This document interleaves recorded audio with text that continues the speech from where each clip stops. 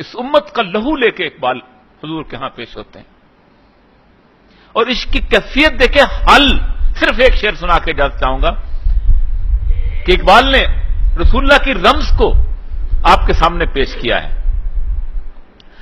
کہا ہر کے رمز مصطفیٰ فہمی داست، جس نے رسول اللہ صلی اللہ علیہ وسلم کی رمز کو پہچان لیا، شرک را در خوف مزمردی داست، اسے کسی دوسرے کا خوف بھی شرک لگتا ہے.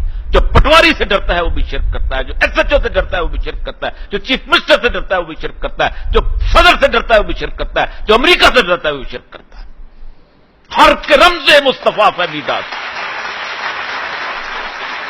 ہر کے رمز مصطفیٰ فہمی داست، شرک را در خوف مزمردی داست. اور جب یہ شرک سے سینہ پاک ہوتا ہے تو پھر اقبال یہ دعویٰ کرتا ہے گر دلم آئینہ بے جوہرست، اگر میرے دل کے آئینے میں کوئی جوہر نہیں ہے، گر بہر فم غیر قرآن مزمرست، اگر اس دل کے اندر قرآن کے علاوہ کوئی ایک لفظ بھی موجود ہے، ایک لفظ بھی موجود ہے، کوئی اور چیز موجود ہے، پردہ ناموس سے فکرم چاک کن، میرے پردہ ناموس جو بنا ہوا نا، بڑا شاعر بنا چاک کر دے، یہ خیاباں راز خارم پاک کن، اس پھولوں کے گلستان میں سے اس کانٹے کو نکال کے باہر پھینک دے. اور یہ دعویٰ کوئی شخص نہیں کر سکتا اس کو رسول اللہ صلی اللہ علیہ وسلم سے عشق کو کہ روز محشر خار و رسوا کن مرا، اگر میرے دل میں قرآن کے علاوہ کوئی اور چیز موجود ہے، مجھے قیامت کے دن خار و رسوا کر دینا، بے نصیب از بوسائے پاک کن مرا، مجھے اپنے پاؤں کے بوسے سے محروم کر دینا. یہ عشق ہے. اسی لیے لوگوں کو شکوہ جو ہے وہ نظم لگتی ہے، مجھے شکوہ نعت لگتی ہے.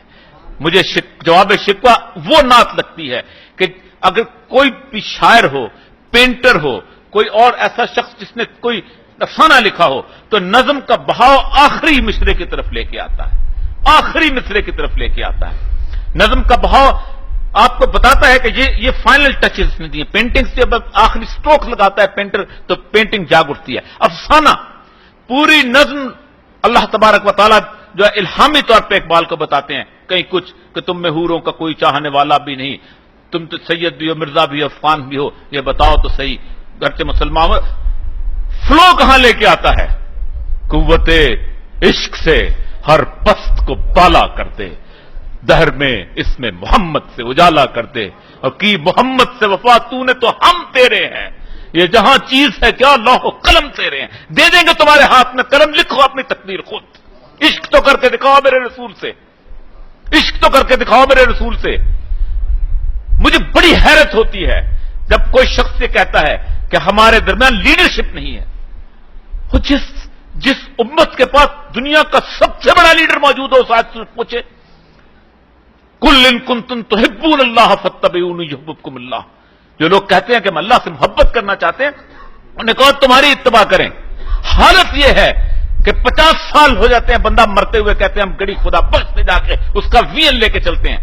جس امت کے اندر منافقت اس لیول پہ ہو کہ رسول اللہ کے وین کے بجائے کسی اور قبرستان کا وین لے، وہ کیسے فرق آگے بڑھ سکتی ہے؟ ہمارا معاملہ یہ ہے کہ رسول اللہ کے اتباع کا مطلب ہوتا ہے کہ ہر معاملے میں اتباع. ہمارا کاروبار میں لیڈر کوئی اور ہے، ہمارا سیاست میں لیڈر کوئی اور ہے، ہمارا زندگی کے معاملات کے اندر پروفیشن کے اندر لیڈر کوئی اور ہے، ہمارا باپ کے طور پہ امیج کوئی اور ہے. میں فلاں کی طرح کا باپ بننا چاہتا ہوں، میں بل گیٹس کی طرح کا تاجر بننا چاہتا ہوں، میں زندگی کے اندر فلاں کی طرح آگے سیاستدان بننا چاہتا ہوں. ہم کبھی رسول اللہ کو اسوہ حسنہ کے طور پہ سمجھتے ہی نہیں. اس امت کا دامن لیڈرشپ سے خالی ہے ہی نہیں، ہو ہی نہیں سکتا.